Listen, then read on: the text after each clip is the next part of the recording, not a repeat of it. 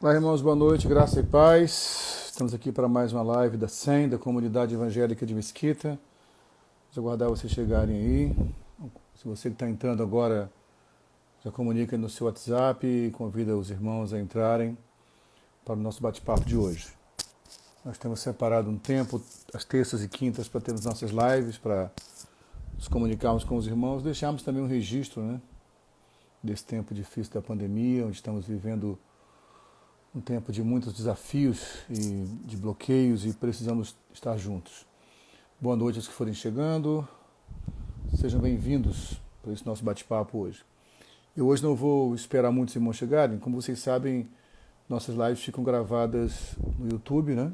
E depois você pode acessá-las pelo YouTube ou também pelo IGTV do Instagram, mas principalmente no YouTube, onde fica guardado mais tempo as lives da igreja. Você vai poder acessá-las depois, tá ok? Bem, nós temos separado as terças e quintas para nos encontrarmos aqui para um bate-papo, para uma conversa informal, com os membros da SEM, com aquelas pessoas que sentem algum tipo de afinidade com a igreja e decidem também nos assistirem. E nós estamos sempre buscando uma palavra nesse tempo de pandemia, nesse tempo de isolamento social, que sirva de fortalecimento, de orientação espiritual, enfim, de amadurecimento para as nossas vidas e nosso crescimento em Deus. Amém? Hoje, como nós temos falado, nós estamos abordando a questão apostólica como lançamento de fundamentos. Falando em fundamentos, hoje a gente quer falar sobre o que nós consideramos um fundamento para a nossa comunidade, para a comunidade evangélica de Mesquita, para a SEM. Nós temos uma linha de orientação na nossa igreja que nós trabalhamos pautados ou firmados em 5 pilares da nossa igreja, e nós queremos hoje conversar com vocês sobre esses 5 pilares. Estou apenas aguardando que, por enquanto, só vi aqui por enquanto a Bárbara entrando. Não sei se mais alguém entrou. Tá ok, Bárbara? Tá assistindo bem aí? Dá só um sinal se o vídeo está indo ok para você. Eu estou um pouco preocupado que não entrou mais ninguém por enquanto aqui, para a gente começar o bate-papo. Se estiver me ouvindo, Bárbara, dá um alô, dá algum texto aí para eu saber que está tudo bem, que está ouvindo bem a mensagem. Sim, beleza. Então vamos seguir, tá? Quem for chegando depois vai pegar daí em diante. Então, como nós estávamos falando, vamos conversar hoje sobre o que nós chamamos de 5 pilares da SEM. A comunidade evangélica de Mesquita, nossa congregação, ela foi formada há cerca de 18 anos, né, e esse ano, inclusive, é o ano da maturidade para a nossa igreja, e nós trabalhamos, desde que a igreja nasceu, no que nós chamamos de pilares, que são pilares, digamos, estruturais para a nossa igreja, né? Os pilares, eles são estruturas, né, que suportam a estrutura maior, né? Quando pensamos na igreja como edifício, o apóstolo Paulo fala, inclusive, que nós somos edifício de Deus, né? Na sua primeira carta aos Coríntios, todo edifício tem um fundamento, tem uma base, um alicerce, e nós entendemos que a igreja está alicerçada no Cristo, esse é o fundamento, mas tem os pilares que são conectados ao fundamento e sustentam toda a estrutura. Então, pensando nessa analogia, nessa figura de linguagem de um prédio, de um edifício, né? A igreja, ela tem como Cristo a sua coluna, a sua estrutura, o seu alicerce, e ela está sustentada, suportada por pilares.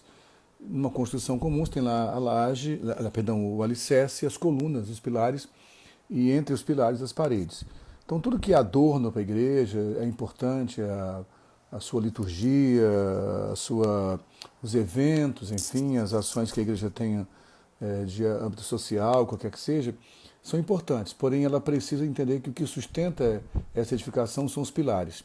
Então, a gente quer conversar com você hoje o que nós consideramos como os 5 pilares da SEM, da Comunidade Evangélica de Mesquita. Quando a igreja foi plantada, como eu disse, há 18 anos atrás, éramos um grupo de cerca de 18 a 20 irmãos, 20 irmãos no total, 18 irmãos, além de termos eu e a Patrícia como pastores, mas havia um grupo principal que depois nós começamos a chamar de colégio pastoral, e nós conversávamos sobre aquilo que seriam as questões das quais não abriríamos mão nessa nova igreja que estava sendo plantada há 18 anos atrás. E nós então, com o passar do tempo, fomos definindo isso como pilares, como fundamentos para a nossa igreja. Os 5 pilares da nossa comunidade, da comunidade evangélica de Mesquita, são: primeiro, uma pregação bíblica e cristocêntrica; A gente vai falar sobre cada um deles com calma aqui agora, tá ok? Então, o primeiro pilar, a pregação bíblica e cristocêntrica.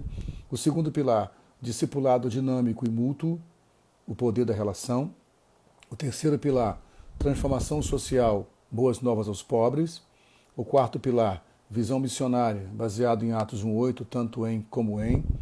E o quinto pilar, continuidade dos dons espirituais. Por que é importante abordar a questão dos pilares nessa live que trabalha a questão apostólica? Estamos chegando já no meado do mês de junho, nós não sabemos como será o mês de julho, vamos definir se vamos manter as lives constantemente ou não. Nós inicialmente fazemos 3 lives no dia, depois uma live toda noite, e nesse mês de junho espaçamos um pouco mais para as lives às terças e quintas, para não sobrecarregar também as pessoas com tanta mídia, com tanta imagem. E quando encerrar o mês de junho, vamos definir como faremos, né? Voltando às nossas programações presenciais, ou se manteremos pelo menos uma live por semana, enfim. Então a gente quer, não sei se teremos mais alguma live ainda específica do Ministério Apostólico, a gente quer hoje definir esse mês de junho, fincando muito bem esses pilares. Há um texto do profeta Isaías que ele fala sobre o crescimento, né? Sobre a ampliação, quando ele fala através do profeta que deveriam alargar as tendas e esticar as cordas da habitação de Israel, mas ele fala primeiro que antes que alargássemos as tendas e esticássemos as cordas da habitação de Israel, deveriam primeiramente fincar bem as suas estacas, né? Que são, para nossa percepção, os pilares. Então, os pilares é o que sustentam, de fato, uma construção, repito, e a igreja precisa ter os seus pilares que são inegociáveis e que precisamos pensar sobre eles. Então, quero pensar sobre cada um desses pilares aqui, dando boa noite, aqui está chegando, muita gente da igreja já chegou, também veio o Júnior lá da Escócia, também a irmã Tica lá de Fortaleza, um abraço a todos que estão chegando agora aí. Vamos lá. O primeiro pilar que nós temos em nossa comunidade, nós chamamos de pregação bíblica e cristocêntrica. Nós entendemos que nós temos uma declaração de missão na nossa igreja, e nossa declaração de missão é implantar o reino de Deus na terra através da pregação do evangelho integral. Nós entendemos que para implantar-se o reino de Deus na terra é importante que a pregação seja do evangelho de forma integral. Nós pautamos muito essa percepção de evangelho integral no legado, de fato, da missão integral, né? Que foi desde a Conferência de Lausanne, no século XX, quando saiu o Tratado de Lausanne da missão integral. Em linhas gerais, a gente resume a missão integral dizendo que é um evangelho integral, um evangelho todo, para todos os homens e para o homem todo. Então nós entendemos que uma pregação bíblica e cristocêntrica não pode separar o que mais nos agrada, mas tem que ser a Bíblia inteira, mesmo aquelas partes que são mais difíceis, que não são tão palatáveis. Então, muitas vezes, na preocupação de tornar uma igreja mais acessível, mais palatável, nós podemos cair no risco de uma teologia muito liberal que vai tentar coadunar e acabar com os paradoxos e, com isso, eliminamos a autenticidade da palavra de Deus. Então, nós acreditamos que o primeiro pilar da igreja deve ser uma pregação bíblica e, ao mesmo tempo, cristocêntrica. A pregação até pode ser bíblica e não ser cristocêntrica. E a Bíblia é cristocêntrica. O que isso quer dizer? A Bíblia tem Cristo no centro. Então não importa se eu vou pregar sobre Êxodo, sobre a carta de Judas, sobre Apocalipse, sobre o Evangelho de Mateus, sobre as cartas paulinas, ou sobre Salmos, ou Provérbios, ou sobre Esté, ou Jó, ou sobre profetas maiores ou menores. Toda vez que eu pregar a Bíblia, eu preciso ter uma percepção cristocêntrica. O que aquela palavra leva até o Cristo. Nós acreditamos que isso é um compromisso, é um pilar que a igreja precisa ter. Quando falamos em pregação bíblica e cristocêntrica, eu gosto de pensar na responsabilidade que isso significa. O apóstolo Paulo, quando ele encerra a sua vida, ele está registrado na segunda carta de Paulo a Timóteo, capítulo 4, o final da vida de Paulo, como eu já falei algumas vezes, é um dos capítulos que eu mais amo na Bíblia, porque é o final da vida de um herói da fé, porém ele encerra a sua vida preso, esquecido por algumas pessoas, muito distante da glamorização que se fez do ministério nesse século. Paulo escreve ao seu filho na fé, que seria o seu sucessor, Timóteo, e ele diz: olha, Timóteo, virá um tempo difícil, onde as pessoas não suportarão sã doutrina, onde terão comichão nos ouvidos, onde buscarão, abrirão mão da verdade para se cercar de mitos, não é isso? Onde eles buscarão mestres que vão ensinar de acordo com seus próprios corações. E Paulo então diz para Timóteo: pregue a palavra, insta a tempo e fora de tempo. Então nós acreditamos que a igreja precisa pregar a palavra, mas essa palavra, essa pregação precisa ser bíblica e cristocêntrica. Quando se fala de pregação, há muitos livros que são importantes, mas há um livro em especial que eu admiro muito, eu li várias vezes e recomendo a leitura dele, que é esse livro aqui. Isso vai ler na contramão, porque na câmera ficou ao contrário, mas Pregação e Pregadores, de Martin Lloyd-Jones, é um livro que eu admiro muito sobre pregação. E o Martin Lloyd-Jones, ele cita, por exemplo, em um dos trechos do seu livro, ele diz o seguinte: a forma tornou-se mais importante que a substância, a oratória e a eloquência tornaram-se coisas valiosas por si mesmas, e, por fim, a pregação tornou-se uma forma de entretenimento. Olha que frase forte do Martin Lloyd-Jones. Vou repetir mais uma vez. Esse pregador reformado, que tem mensagens tão fortes e foi um príncipe na pregação. Ele diz: a forma tornou-se mais importante que a substância, a oratória e a eloquência tornaram-se coisas valiosas por si mesmas, e, por fim, a pregação tornou-se uma forma de entretenimento. Então nós precisamos entender, irmãos, que o que Martin Lloyd-Jones está dizendo é que há um risco de, preocupados com a estética da pregação, com a forma que ela tem, nós esqueçamos do conteúdo da palavra. E aí a forma em si só e a performance do pregador passa a ter mais importância que o conteúdo bíblico. Então o nosso primeiro compromisso como comunidade é pregarmos um evangelho, uma pregação que seja bíblica e cristocêntrica. Uma certa vez, em um retiro de pastores, há muito tempo atrás, ouvi o querido pastor Sedaco, lá da Igreja Batista do Imbuí, em Teresópolis, e ele dizia o seguinte: paga-se um preço para ser bíblico. Então, é verdade, paga-se um preço para ser bíblico. Quando você prega uma mensagem que realmente é bíblica, nós acabamos pagando um preço. Muitas vezes, quando pregamos o evangelho genuíno, né, aquilo que C.S. Lewis chamava do cristianismo puro e simples, quando a igreja ousa pregar o evangelho na sua essência, sem tirar, departamentalizar, sem usar do evangelho como se fosse um supermercado, que eu vou na prateleira e escolho apenas o que eu quero, mas prego totalmente o evangelho, de forma integral, de forma inteira, algumas vezes a pregação bíblica e cristocêntrica conspira contra o modelo evangélico estabelecido nos dias de hoje. Quando pregamos realmente o evangelho como tem que ser pregado, o preço muitas vezes é perder pessoas que não vão entender o que está sendo dito. Mas nós acreditamos que esse pilar da pregação bíblica e cristocêntrica tem que ser guardada, tem que ser firmada, para que a igreja não esqueça a sua essência. Amém? Então, o primeiro pilar da comunidade evangélica de Mesquita, eu quero hoje firmar mais uma vez nessa live, vai ficar gravada, vai servir como um legado até, quiçá, para as próximas gerações, é que nós precisamos de uma igreja que pregue o evangelho, que pregue uma pregação que proclame uma pregação que seja bíblica e cristocêntrica, que tenha Cristo no centro, pague o preço que tiver que pagar. Amém? O segundo pilar da nossa comunidade, que eu quero deixar também como legado, é o pilar discipulado, dinâmico e mútuo, o poder da relação. Desde que a SEM foi plantada, nós conversávamos muito sobre isso, sobre nunca esquecemos o poder que há na relação. E eu amo esse pilar da igreja, porque eu acredito que, de fato, a igreja ela só sobrevive quando entende que é um ambiente relacional, um ambiente terapêutico e relacional. A igreja não pode se tornar um local de entretenimento, de eventos apenas. A igreja precisa entender que a sua principal missão na Terra, que é revelar o seu Criador, o seu Mestre, vai revelar um Deus que é relacional, um Deus que é Pai, Filho e Espírito Santo. Então não podemos jamais ter uma igreja que tem grandes eventos se as pessoas de fato não se relacionam. Relacionar-se dá desgaste, né? O sábio Salomão dizia que como um ferro ao ferro afia, um irmão a outro irmão. Eu já ouvi muitas pessoas falando assim: olha, eu até quero, eu creio em Deus, eu gosto da igreja, mas eu não quero me comprometer. E surgiu muito essa expressão no final do século XX, que entrou também no século XXI, no início, que é a expressão os desigrejados. Pessoas que dizem: eu sirvo a Deus, mas não quero compromisso com a igreja. É impossível alguém servir o Cristo sem servir a igreja. Porque o Cristo e a igreja é uma coisa só. Cristo é a cabeça, a igreja é o corpo. A igreja foi gerada no Cristo, assim como Eva veio de Adão. Então, na verdade, é uma unidade entre Cristo e a igreja. Não tem como servir o Cristo sem estar ligado à igreja. Não estou falando de estar ligado a uma instituição religiosa apenas. Não estou transformando o Cristo como um refém do movimento chamado Igreja Evangélica. Jesus não é evangélico. Ele não pertence à Igreja Evangélica, nesse sentido de ser pertencente à Igreja Evangélica. Deus não criou nenhuma religião. Agora, precisamos entender que não existe como seguir o Cristo sem estar conectado à igreja. Porque Deus nos levou ao relacionamento. Há um poder intrínseco na relação.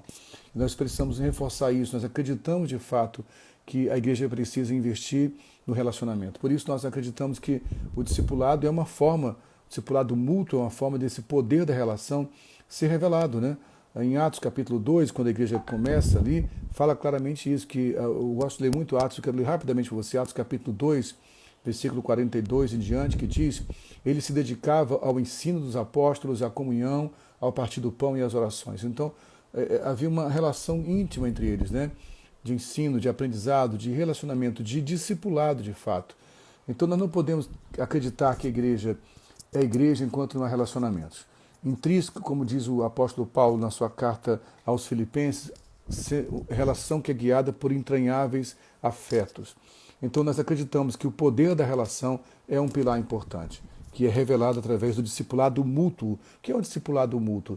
Não é que o discipulador agora se tornou dono do discípulo, que alguém que está discipulando alguém se torna senhor daquele e é infalível, mas na verdade é alguém que de fato entende que precisa se envolver no discipulado e precisa se envolver na relação para que possa, desta forma, viver o Evangelho de forma intencional. Quero citar outro livro rapidamente aqui, deixa eu achar para vocês, está aqui, esse livro aqui que vale a pena você ler, Igrejas que Transformam o Brasil, né, do Ed Stetzer e Sérgio Queiroz. Nesse livro, o Sérgio Queiroz fez uma pesquisa em várias igrejas no Brasil, que ele chamou de igrejas transformacionais. E uma das características que ele trabalha é que essas igrejas transformacionais têm o que ele chama de intencionalidade relacional. Há uma intencionalidade na relação.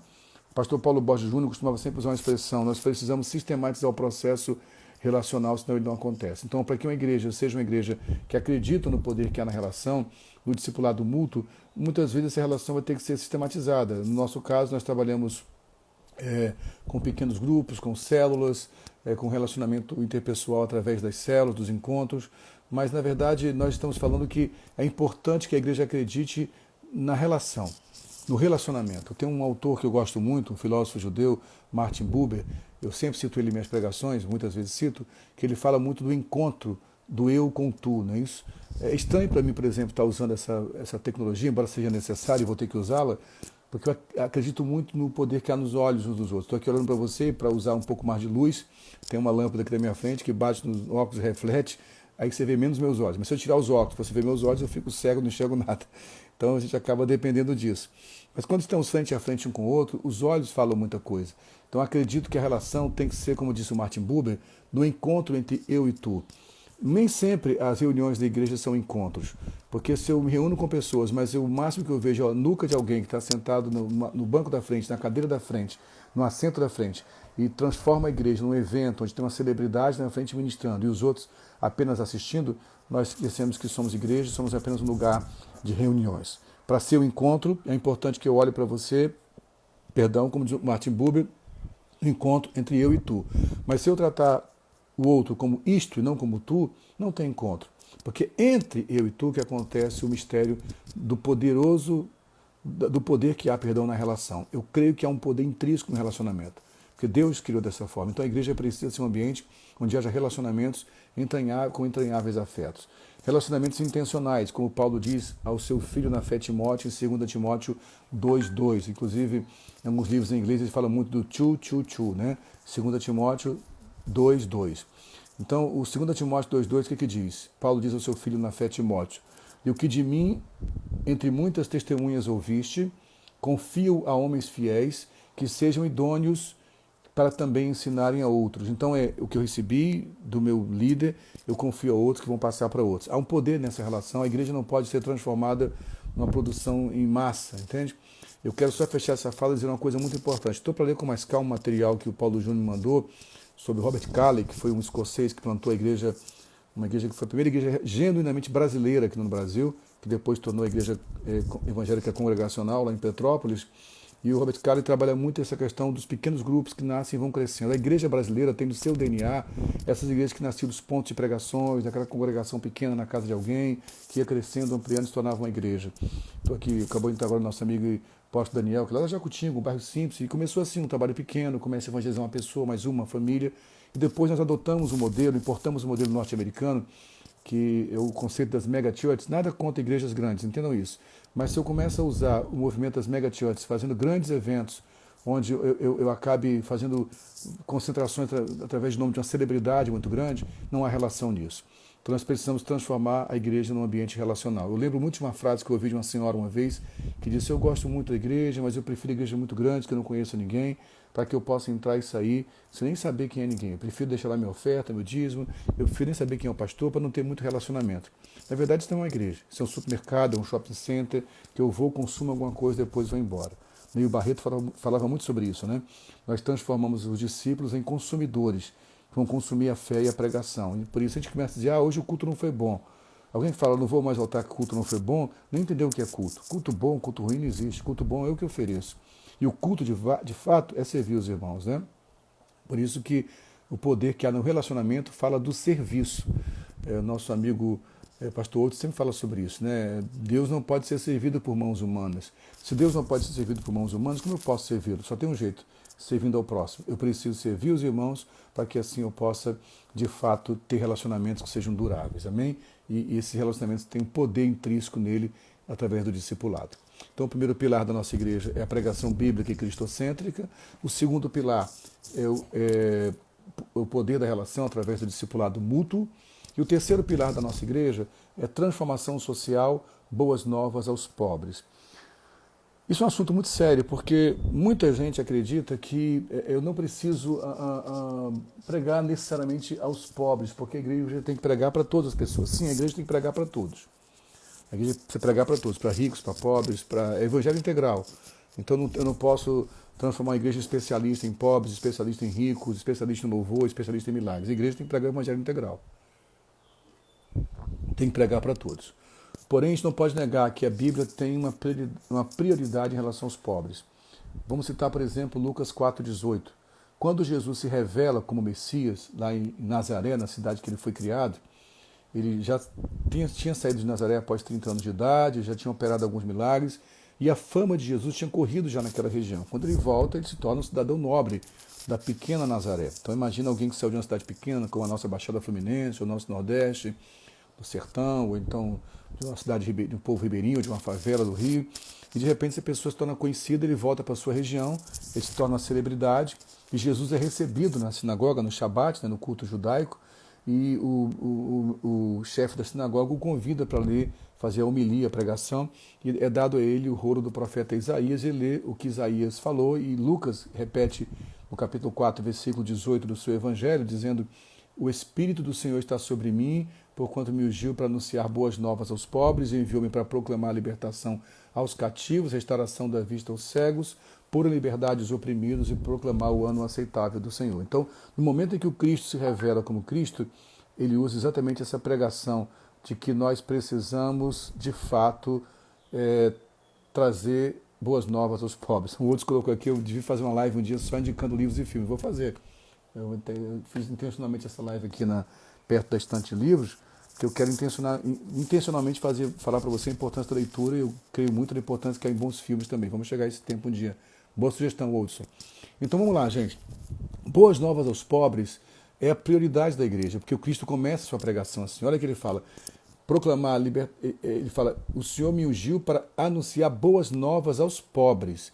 E logo depois ele fala o que são essas boas novas: proclamar libertação aos cativos, restauração da vista aos cegos, pôr em liberdade os oprimidos. Que isso tudo é dar boas novas aos pobres. Primeiro, proclamar libertação, dizer aos cativos que a libertação já foi liberada. Depois disso, restaurar a vista aos cegos, porque muita gente não consegue enxergar que foi livre já. E finalmente, pôr em liberdade os oprimidos, porque muitas vezes a pessoa é liberta, mas não está livre. A gente viu esse fenômeno na escravidão. Os negros tiveram a carta de abolição, a alforria, foi algo importante, mas eles ficaram libertos da escravidão, mas não eram pessoas livres, que não foram ressarcidos nem mesmo financeiramente. Muitos deles foram para os morros, onde começaram as favelas, porque não tinham apoio financeiro nenhum, não teve nenhum tipo de ressarcimento. Quero orientar, fazer aqui uma propaganda, que me perdoem a indelicadeza, não espero não passar nenhuma arrogância, mas quero estimular você a assistir a pregação do domingo passado, está no YouTube, né? Tem o louvor, a palavra, mais ou menos 40 minutos de louvor depois, e aviso, entra a pregação com o tema Eu Não Consigo Respirar, pegando esse episódio da morte aí do George Floyd e outros negros que morreram de forma desumana, e a gente fala um pouco sobre a violência contra negros, contra os gays, contra as mulheres, contra os homens, contra os idosos, contra as crianças, né, contra os pobres. Então, os pobres sofrem muita violência. Portanto, a igreja precisa, na nossa percepção da SEM, nós entendemos que isso é um pilar da igreja, ter um compromisso com a transformação social, levando boas novas aos pobres. E eu quero recomendar, já que falei de livros, né, esse livro que mexeu muito comigo, você vai ler de novo, eu repito, na contramão aí, mas depois eu vou relembrar o nome dos livros, tá? Igrejas em Lugares Difíceis, do Mes McConnell e Mike McKinley. Esses dois autores têm um trabalho lindo de pessoas pobres. Ele fala sobre a igreja em lugares difíceis. Eu acredito muito na importância da igreja entender que ela tem um compromisso com os mais pobres e precisa alcançar os mais pobres. Precisa levar o evangelho aos mais pobres. A igreja precisa se comprometer com isso. E isso envolve transformação social. Nenhum avivamento é genuíno se esse avivamento não traz transformação social. Por exemplo, quando o apóstolo Paulo e Barnabé vão para o campo missionário, saem de Antioquia, enviados pelo Espírito de Deus, pelo Espírito da profecia, eles têm uma palavra profética de ir para missões, mas eles vão até Jerusalém procurar os líderes da igreja, o que eles chamam das 3 colunas, né? Que é Tiago, irmão de Jesus, já que o Tiago já havia morrido, Cefas, que é Pedro, e João, se tornam as 3 colunas. Olha o que Paulo relata em Gálatas 2, versículos 9 e 10. E conhecendo Tiago, Cefas e João, que eram considerados como as colunas, a graça que me havia sido dada, deram-nos as destras em comunhão comigo e com Barnabé, para que nós fôssemos aos gentios e eles à circuncisão, recomendando-nos somente que nos lembrássemos dos pobres, o que também procurei fazer com diligência. Então, irmãos, a Bíblia está repleta de exemplos sobre isso. Se você for olhar com calma, por exemplo, o que Tiago diz na sua epístola: se alguém chega na minha casa com fome, com frio, e se eu oro por aquela pessoa e a libero, eu não fiz muita coisa por ela, porque, como diz Mateus 25, quando Jesus fala para o juiz das nações, ele fala que eu tive fome e me deste de comer, tive sede e me deste de beber. Então nós acreditamos realmente que nós precisamos levar a sério esse evangelho que é pregado com autoridade. Inclusive aí o Daniel perguntou, né, que o nosso ministério mudou de lugar. Isso mesmo. O Daniel, inclusive, esse nosso amigo aí, foi alguém que nos apresentou o local onde nós estamos hoje, ali em Rocha Sobrinho. Nossa igreja ficava no centro da cidade, nós compramos uma área em Rocha Sobrinho para ser a sede de uma ONG, e essa ONG nos levou para lá. Nós entendíamos que precisávamos não apenas ajudar os pobres, mas entender que são nossos irmãos. Você não está fazendo favor ao pobre. Quando eu levo boas novas aos pobres, comprometido com a transformação social, eu estou cuidando dos meus irmãos, né? Então nós acreditamos de fato que precisamos ter como pilar da igreja a transformação social. A igreja precisa ter um compromisso com a transformação social. Eu lamento demais, irmãos, que nós tenhamos esquecido desse compromisso que a igreja teve desde o seu nascimento lá em Jerusalém. E se nós olharmos, por exemplo, para a reforma protestante, um dos compromissos principais dos reformadores foi a transformação social.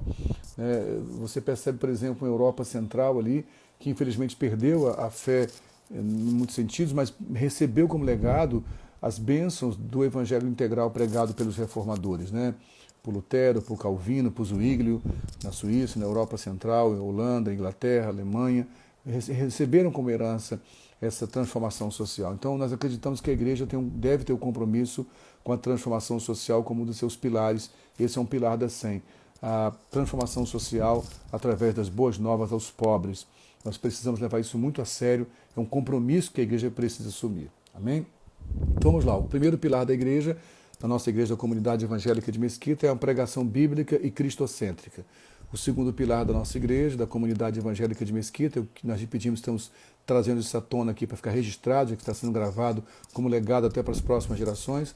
Então o primeiro pilar, repito, é a pregação bíblica e cristocêntrica. O segundo pilar da igreja é discipulado mútuo, o poder da relação. O terceiro pilar da nossa igreja é transformação social, boas novas aos pobres. E o quarto pilar da nossa igreja é a visão missionária, tanto em como em. Por que tanto em como em? Que Atos 1,8 diz: recebereis poder ao descer sobre vós o Espírito Santo e ser meus testemunhas, tanto em Jerusalém como em toda a Judéia e Samaria e até os confins da terra. A igreja precisa ter um compromisso com transformação social, mas também precisa ter um compromisso com missões, inclusive missões transculturais. A igreja precisa levar a sério essa relevância que é alcançar os povos não alcançados. Por uma razão simples. Nosso Deus é missionário, não é isso? Ele enviou o seu Filho ao mundo. Nós estamos aqui por causa de missões. Nós somos os confins da terra, né? A igreja nasce lá na Palestina, em Jerusalém. Ela começa a alcançar ali as cercanias que pertenciam ao Império Romano, até que Paulo leva a igreja até a Espanha, né? Passando a Macedônia, leva até a Espanha. E o começo da Europa. A igreja, ela depois chega até aqui. Já quando o Brasil é alcançado pelos navegantes portugueses, eles vêm também com aquela sensação, aquela noção de missão. Nós podemos não concordar com tudo que foi feito, evidentemente, pelos jesuítas ou pelos padres que vieram ao Brasil naquele tempo, mas eles traziam a missão de lançar aqui a pregação do Evangelho. E depois disso, os primeiros missionários que vieram para cá, né, ingleses, americanos, europeus em geral, muitos deles morreram. Nós estamos um país com uma liberdade cristã absurda, mas pisamos sobre o sangue de heróis que morreram para que essa liberdade chegasse até nós. Nós somos os confins da terra, nós somos alcançados. Então é inadmissível que a igreja que é confim da terra esqueça a sua missão. E eu entendo que hoje os confins da terra é onde tudo começou, que é a Europa. Nós precisamos voltar para lá levando a pregação do Evangelho, além da África, evidentemente, o que nós chamamos de missão Sul-Sul, né? América do Sul para a África. A igreja precisa ter o compromisso com missões.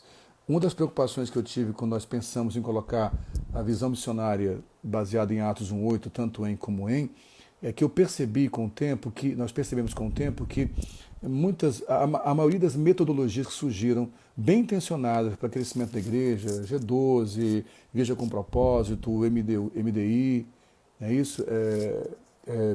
MDA, perdão, né? Meu discípulo amado, ou então, enfim, são bons processos, eu não estou aqui para criticar nenhum deles, todos tiveram sua relevância, sua importância, mas eu percebi que a maioria desses métodos de crescimento de igreja aboliam o interesse na missão transcultural, porque ficou fixado na cabeça desses irmãos que nós precisávamos conquistar a nossa região e para que isso acontecesse nós precisávamos focar no crescimento local.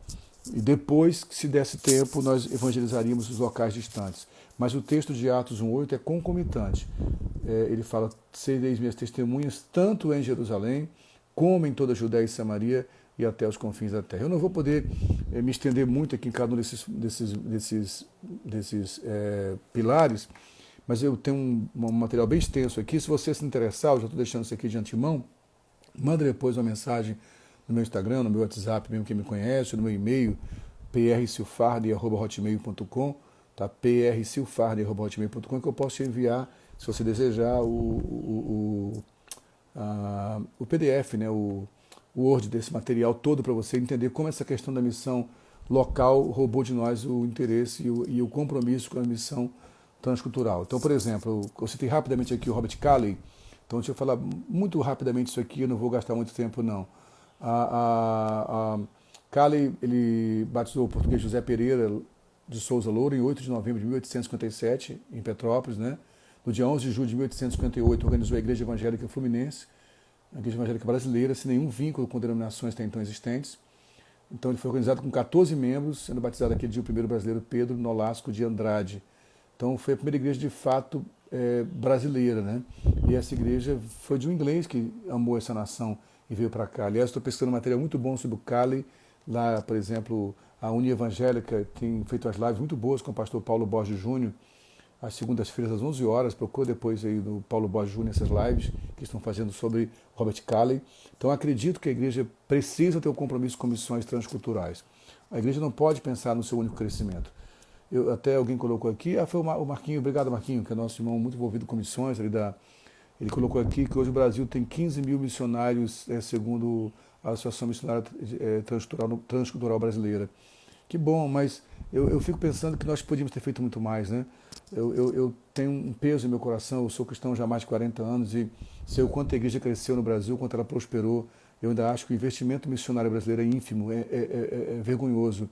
Que nós investimos na igreja perseguida, na igreja que sofre. Nós precisamos recuperar esse desejo sincero de missões. A igreja não pode abrir mão da visão missionária, de investir em missionários autóctones, mas que muitas vezes vão precisar que missionários transculturais estejam ali, exercendo sua profissão. Hoje entendemos hoje que é muito mais fácil um missionário alcançar outras nações com a profissão, não apenas como missionário, mas como professor, como atleta, como artista, como cientista, mas com essa visão missionária para alcançar outras nações. A igreja precisa ter, nessa perspectiva missional, um pilar de sustentação. Então, o quarto pilar da nossa comunidade é visão missionária baseada em Atos 1:8, tanto em Jerusalém como em toda a Judéia e Samaria. Então, para nós fecharmos, nós já falamos de 4 pilares da nossa comunidade. O primeiro pilar, desculpa repetir mais uma vez, mas para ficar bem enfatizado, o primeiro pilar é uma pregação bíblica e cristocêntrica. O segundo pilar, discipulado mútuo, o poder da relação. O terceiro pilar, boas novas aos pobres, transformação social. O quarto pilar, visão missionária baseada em Atos 1:8, tanto em como em. E o quinto e último pilar é a continuidade dos dons espirituais. Por que eu trouxe esse ponto, como nós colocamos isso como um dos pilares da nossa igreja?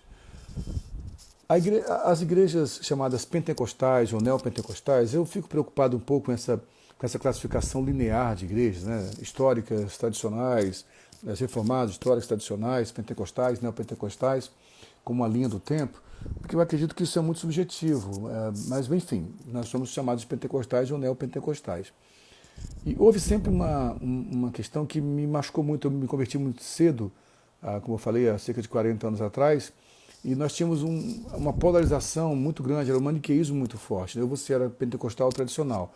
E quais eram as marcas principais na igreja pentecostal? Muito fervor do espírito, muita manifestação dos dons espirituais, mas via de regra, infelizmente, a maioria, não estou falando todas, a maioria das igrejas chamadas pentecostais não eram muito fortes no que tange o ensino da palavra e também essa questão da transformação social.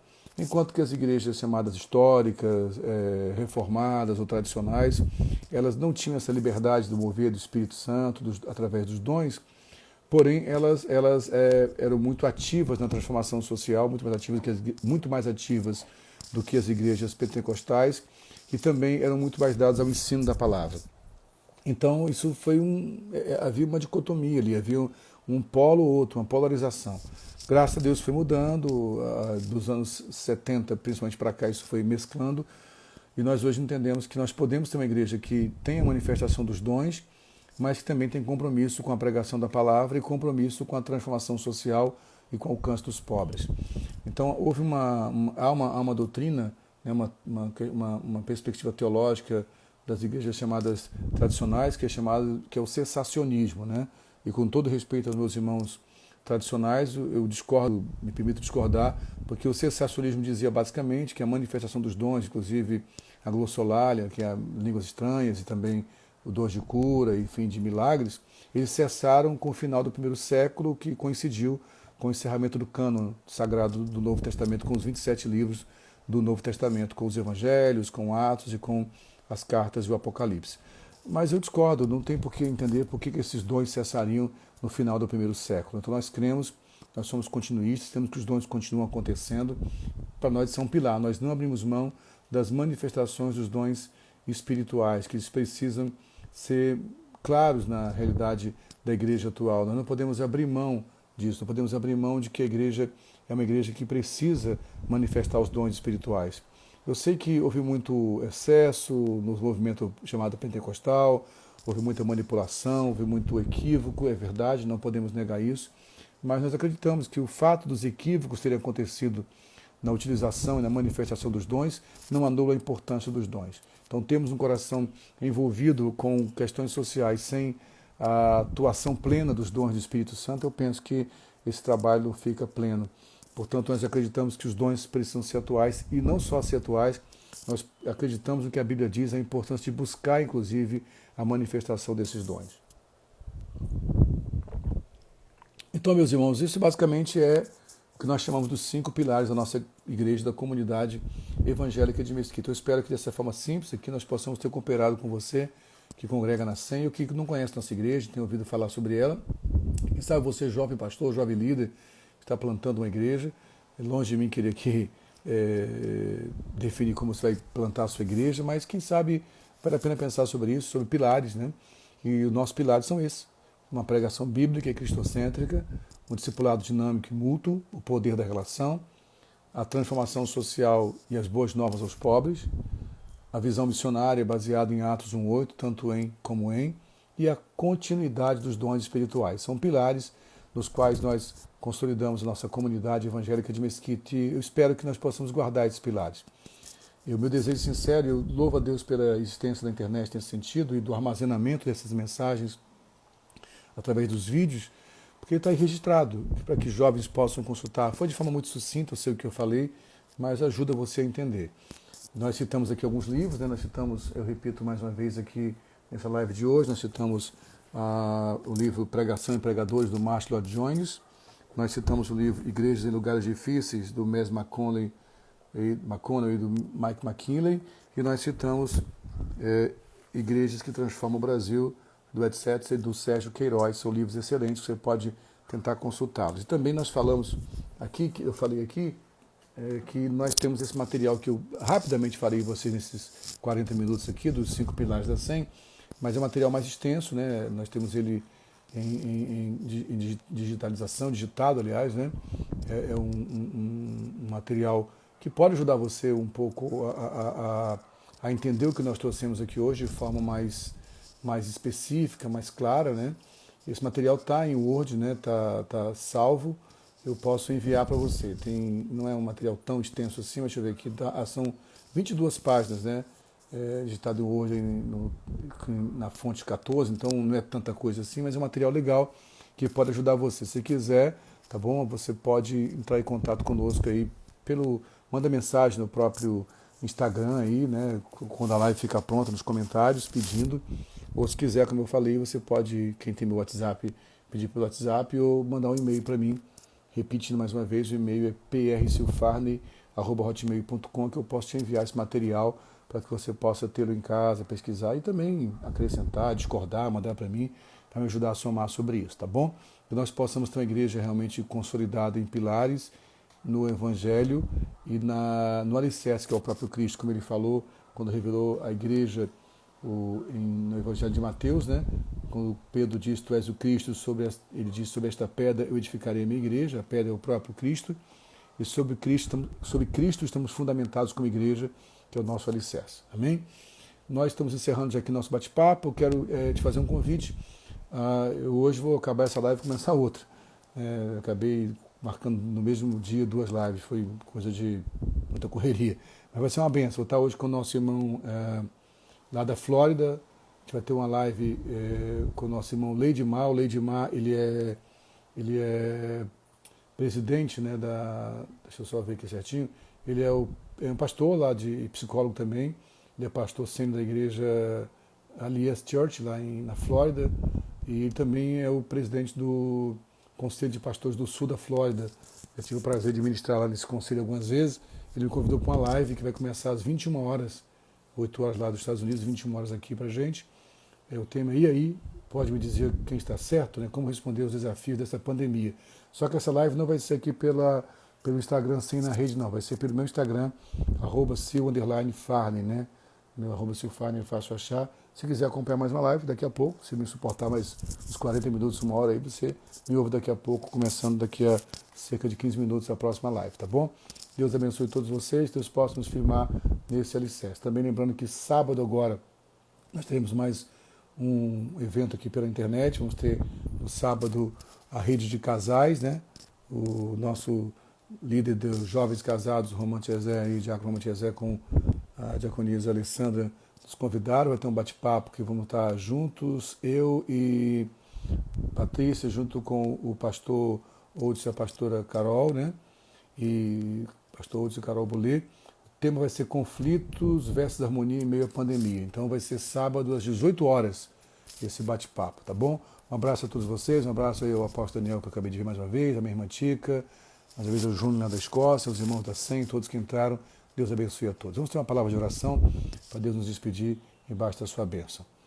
Pai, muito obrigado, te louvamos, Senhor, pelo privilégio, pela bênção que é estarmos juntos aqui através da internet, nessa live do Ministério Apostólico, lançando os fundamentos e hoje falando sobre os 5 pilares da SEM. Que o Senhor possa abençoar cada vida, que o Senhor nos abençoe nesse propósito também. Nós possamos, de fato, nos firmar bem nesses pilares para que a nossa igreja seja saudável e que as igrejas co-irmãs que assistirem esse live e quiserem nosso apoio, encontrem nós também parceiros para ajudá-los a firmar esses pilares, ficar bem essas estacas enquanto a igreja é estendida.